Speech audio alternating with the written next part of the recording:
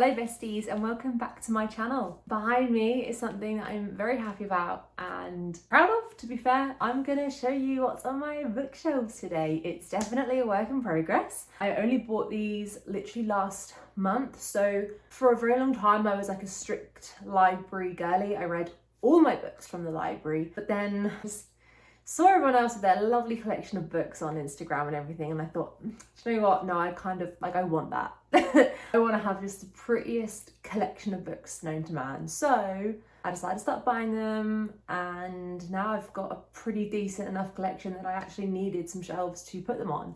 There's a few shelves here that are not really that occupied, so I've definitely got room. But yeah, I can't wait to show you all the books I've got. So this is, yeah, pretty much everything that I own at the moment. It's not everything that I've read. Like I say, I've read a lot of books from the library, books that I've probably unhauled or, you know, whatever. But for now, this is what I have going on in my home. So let's get started. I also hope the lighting isn't too temperamental, and it is getting towards the end of the day, and a UK winter means that you just never know what time it's going to get dark. So pray for me here, please. If I just move this up a bit, up on the top of my bookshelves, we have books that I am going to be unhauling, either because I won't read them, I won't be rereading them, not that fussed about having them, or I just didn't like. So at the moment I've literally only got like two sort of selections. We've got the Game of Thrones series, which I have read, like I have read all of those years ago, which is quite an achievement. I'm not gonna lie, like I am pretty proud of that, but I am never gonna read them again, like ever.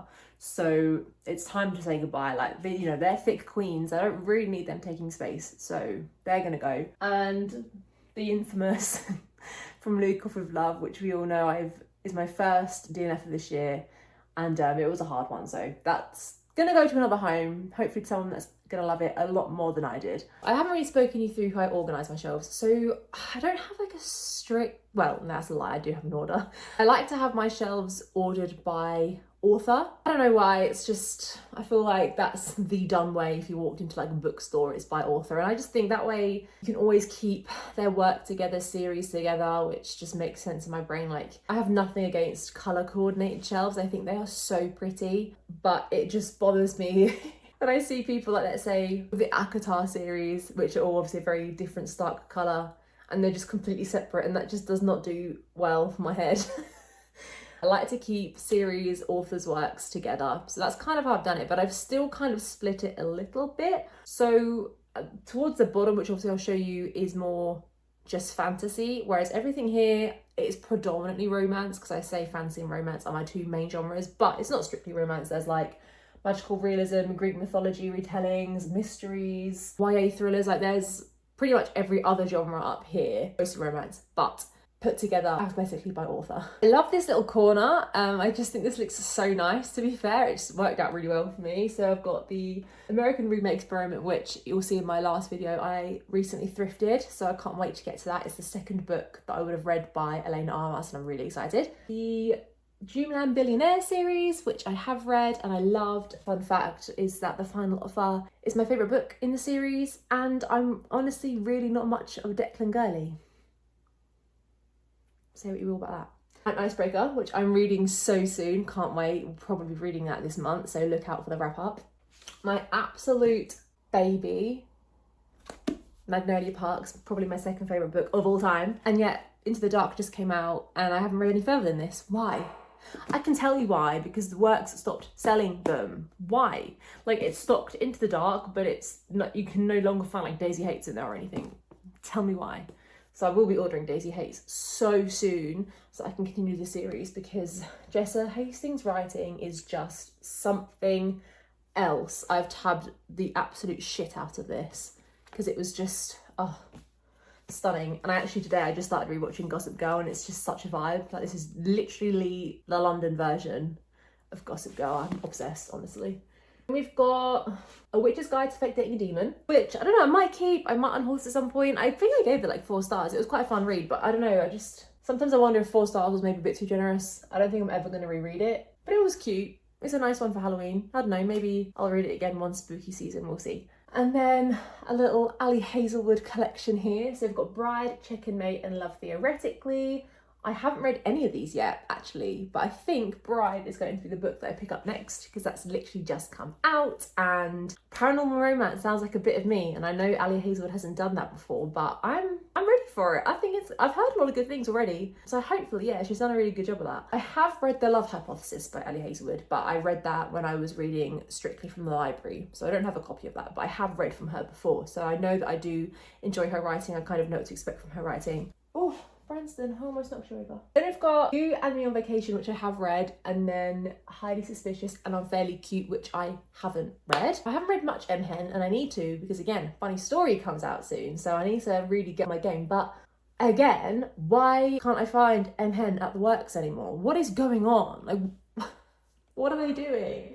Then we've got You Deserve Each Other by Sarah Hogle. I've been so intrigued to read that book for months. It just sounds like so much fun. League of Gentlewomen Witches, Twisted Love. Cannot wait to start that series soon. That's definitely on my radar. Oh, The Good Girl's Guide to Murder series. Obsessed. I love this series and I could not recommend it enough to anyone. I'd like to think people don't get put off by the fact that it's YA, because it's YA thriller, but I think sometimes when people see YA put in front of something, they think it's going to be super like immature and like read like almost like a children's book, but that is just not the case at all. In fact, this book was chilling.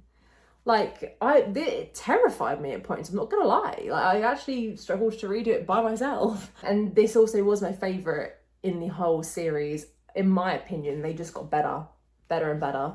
I think it was like 4.5, 5 star. Oh God, yeah, obsessed with this series. I would recommend it. Then Carrie Soto's back, which will be my 4th Taylor Jenkins Reid book, maybe my 5th, but again, all my other books I read on my Kindle or from the library, so that's the only book I actually own of hers. Part of Your World by Abby Jimenez. Loved that book. One of my favourite books from last year. Incredible. Couldn't recommend it enough. I mean, just the cover alone. My boyfriend picked this for me because I was in the works at the time and I was so overwhelmed, and I was like, can you pick something? I think I gave him a prompt. I think I asked him to pick a book with an animal on the cover. This has like a little goat in it. I think her name's Chloe, if I remember rightly. Yeah, this book just gave me all the happy feels. It's amazing. I loved it. As you can see, another book that I tabbed a lot of. X's and O's, which I literally finished a couple of days ago. So that'll be my wrap up, everybody, my thoughts. And My Roommate is a Vampire, which again, I might unhaul. We'll see when it gets to like spooky season and whether or not it kind of sparks any interest or joy. But it was fun. I would recommend it. It was a fun read, but nothing that really stands out. We've then got the Inheritance Games series. I've only read the first 2, so I'm still yet to see how this story concludes. This is my Vinted edition, let's say. I got all of these on Vinted for like £7 or something wild like that, and they were all in such good condition, so I feel very lucky that I managed to get these for such a good deal. Really recommend them. I can't really tell you a lot about them because I feel like any little detail would be a spoiler, but trust my word when I say this is a great series. Then we've got Assistant to the Villain, which I haven't read yet. The Night Circus, which is one of my all-time favourite books, and a book that I would love to reread this year because I haven't actually read it now for years. I've reread it several times, but my last reread was a very long time ago. It's by Erin Morgenstern. I feel like I see this fluctuate in popularity. Sometimes I see it a lot. There's a lot more modern covers now than the one that I have here. I don't really ever see this cover anymore. I see like a really pretty one with like a circus tent on it and things. It's just so magical. When I read Caraval, that really gave me Night Circus vibes. It is just essentially about a circus that appears one night unexpectedly, and it's just so whimsical and magical, and then it focuses in on 2 characters with like magical abilities, and there's a bit of a romance there, and it's, oh my goodness. Yeah, I love this book so much, and I cannot wait to reread this at some point, probably in the autumn when it's nice and cozy. But oh God, it just smells like old book. Then we've got The Keeper of Stories, which I've read. It was cute, keeping it for now, might unhaul that at some point. Conversation with Friends and Ariadne, which I haven't yet read. Conversations with Friends was like a £2.50 bargain for the works, so I just snatched it and figured I'd get to it at some point. And Ariadne I do want to read. It's very high up on my TBR because I haven't read any Greek mythology because it intimidates me, but I'm going to do it because I love stuff like that. The Invisible Life of Addie LaRue, absolutely adored this book, read it very recently. Magic, lyrical, historical fiction, fantasy, magical realism. It's just stunning. It's a stunning, emotional book, and I'll be here all day if I talk about it, but this is your sign to read it if you haven't already, because I know it's a book that a lot of people put off. Please don't. It's incredible. Then we've got Chestnut Springs, which is actually very unsatisfying because it's missing a book. Hang on. I'm currently reading Powerless, so that's why that was missing. But there's my completed Chestnut Springs series. So yeah, I'm up to Powerless. I'm yet to read Reckless and Hopeless, but little sneak preview before the wrap up goes live at the end of the month. I thought I was a Cade girly. You would have seen me going crazy about Heartless in my January wrap up, but Jasper Gervais, get you a boy that can do both. That's all I'm gonna say. But wow, what a man. What a man, what a man, what a money a man. Gonna move Branston out of the way so we can see the last few books. I might hold him actually. The Kiss Curse by Erin Sterling, because I love the Ex-Hex. Vera Wong's Unsolicited Advice for Murderers, purely because, 2 reasons actually. One, it just sounded interesting. I also just love the cover. Like, I love the way that they've done the title, and I just love this little like poisoned tea illustration, if that's what that is. But yeah, it sounds really intriguing, so who knows when I'll get to this, but I couldn't leave it in the works when I saw it. And then I've got 2 books by Gabrielle Zevin, so The Storied Life of AJ Fikri and Tomorrow, which I still haven't read yet. So that's my like mostly romance and other genres shelf. From here downwards, it is fantasy only, baby. Let's have a look. Okay, so you've got the Six of Crows duology. I read this last year. The spine's very cracked and loved. I had a great time with that series. I did watch the first series of Shadow and Bone. I didn't realise at the time that it was a kind of mixture between the Shadow of Bone book series and Six of Crows. But after watching that, I quite enjoyed it. Like I said, I hadn't read the books beforehand. And when I saw Six of Crows in the works for £3, I just thought, you know what? Yeah, let's give it a go. And yeah, I had a great time with it. Fell in love with Kaz and just the whole found family. Like, if you're a found family girly, you absolutely have to read this duology, because it's some of the best found family I think I've ever read about. And a book that I just recently picked up, if you saw my book haul, is The Cruel Prince by Holly Black. And this is a book that I'm so excited to get round to reading. I keep looking at it on my shelves. I'm like, ee.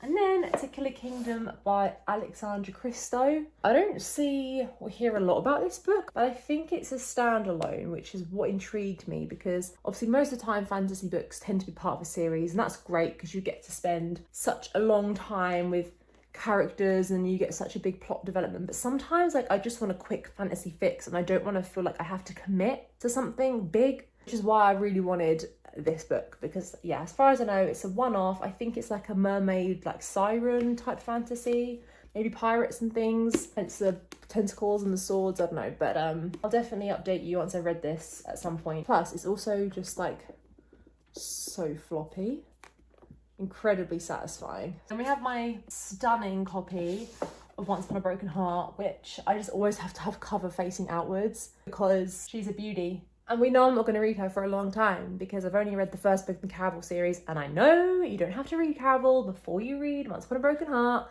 but it scratches the itch in my brain just to read it in like release order. And obviously there are crossovers with characters and things. So I really enjoyed Caraval. I just for some reason haven't continued the series, and I've been trying to find cheaper copies of the books because I'm that girl. But also, I don't know if I've spoken about this on this channel. It is only because Rachel Catherine mentioned it either on YouTube or TikTok, I can't remember.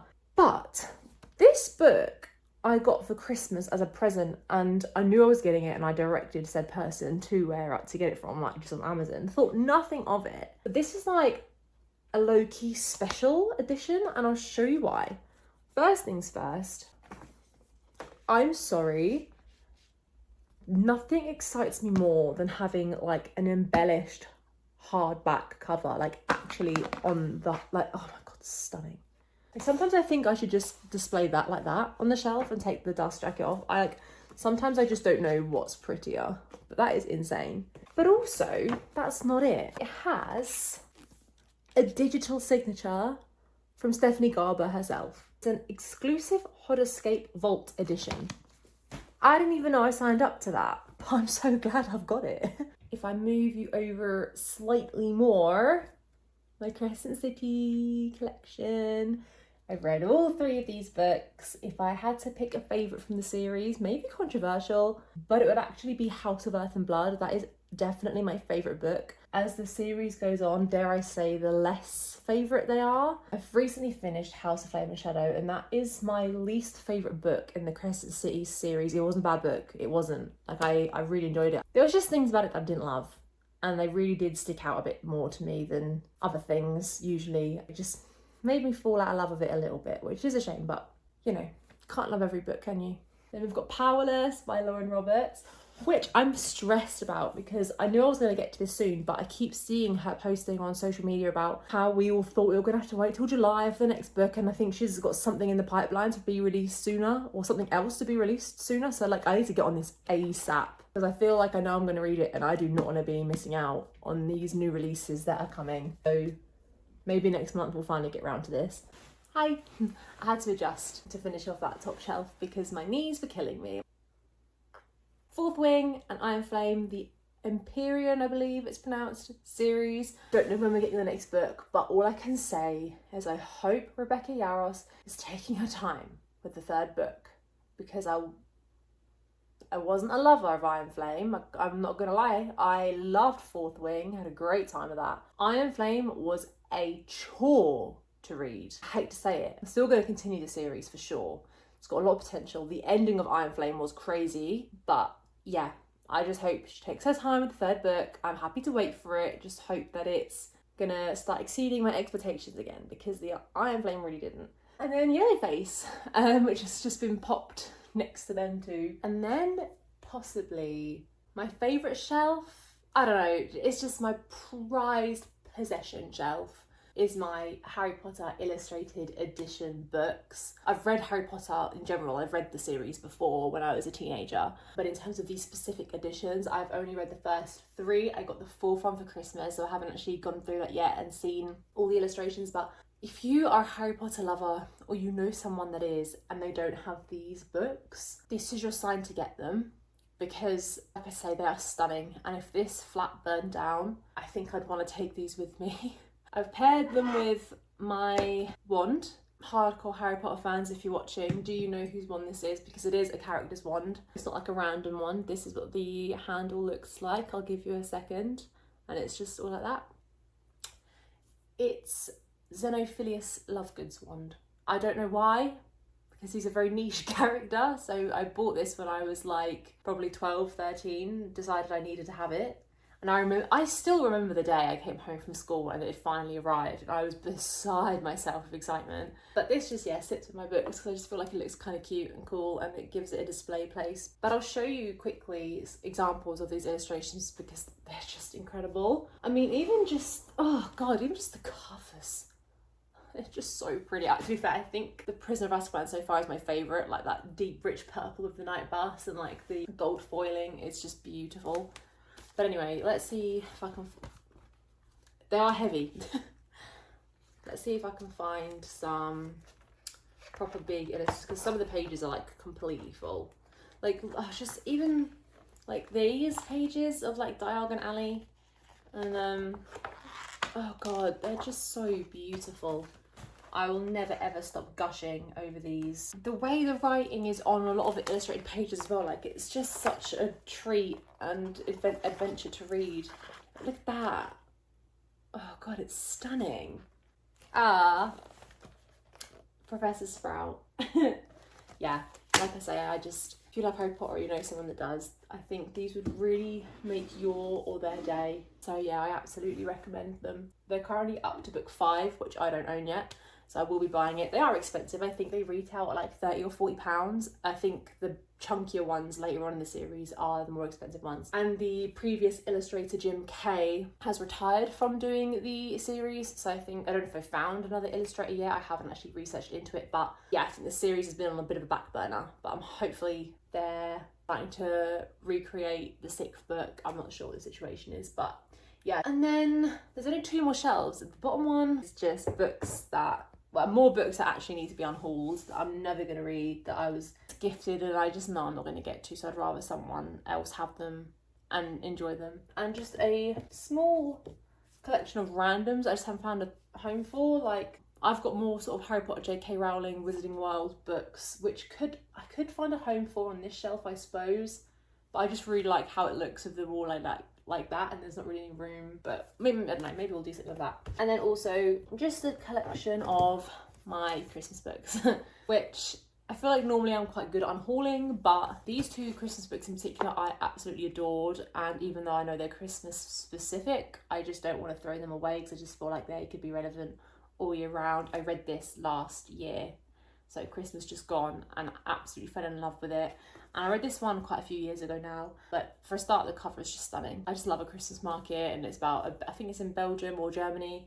Oh, I love it. Absolutely obsessed with it. So I've kept these two. And then this one I just bought for last year and have got around to reading. So I'll read this one this year. They're just kind of chilling at the bottom of my shelf right now. And then obviously, so this shelf is also free of a lot of space. And this is where my Throne of Glass series is living. I finally have Throne of Glass. I haven't started it yet. I haven't even looked at all these books because I almost want to save the excitement of seeing the stunning covers for each time I'm ready to read that certain book. So I've only actually looked at Assassin's Blade so far, which will be the book that I start with. I know it's all very controversial, but I'm definitely going to start with the Assassin's Blade. But I was a very lucky girlie to receive this for Valentine's Day. I was just so beside myself because I've been meaning to buy it for a very long time. I kind of just kept putting it off because, let's be real, like, it is expensive. I think this retails at just under £100 really. So it was, you know, it is an investment, but I knew I wanted to possess these books. Like, I probably will end up making a Sarah J Maas shelf. They just look so pretty, and I'm gonna keep them in their little box. And yeah, speaking of Sarah J Maas shelf, you might have noticed, girl doesn't have ACOTAR. What is wrong with her? She read it. How has she not read ACOTAR? But she's read Crescent City. I've read ACOTAR. I read it in my library era, which is gutting actually, because not having the books upsets me. But I will be purchasing them very soon because I'm dying to do a reread. ACOMAF is my favourite book of all time. If you didn't know, like, I think about that book every single day of my life. And I read it over a year ago now. Because obviously being library books as well, I couldn't tab or annotate or anything, and I just need them all on my shelves, beautifully tabbed, so I can just flick through, see quotes, go back to my favourite moments. But yeah, once I have finally acquired the ACOTAR series physically, then I'm definitely going to make like a really pretty, hopefully, Sarah J Maas verse shelf. And then here I just have like annotations and a collection of different bookmarks. Could look a bit prettier, to be fair, but that is my main goal now of my shelves, to be fair, is to just keep adding books as I get them, reorganising it so it looks nice, and probably finding some shelf fillers, so just little ornaments to go on my shelves. There's a really nice pottery painting cafe near me that does lovely little ceramics that you can decorate yourself, which I think would be such a cute idea. I hope you enjoyed my bookshelf tour. Let me know what your favourite shelf was. I'd love to know. We all know my collection's only going to get bigger and bigger. Since last week's book haul, I'm going to try and rein it in for at least a couple of months, because I've got a lot of, especially of this, a lot of reading material now to get through without buying anything else. So we're doing bookshelf and library only for the next 2 months. But if you enjoyed this video, please like, comment, subscribe, all that wonderful stuff. And I will see you next week with another video. Bye!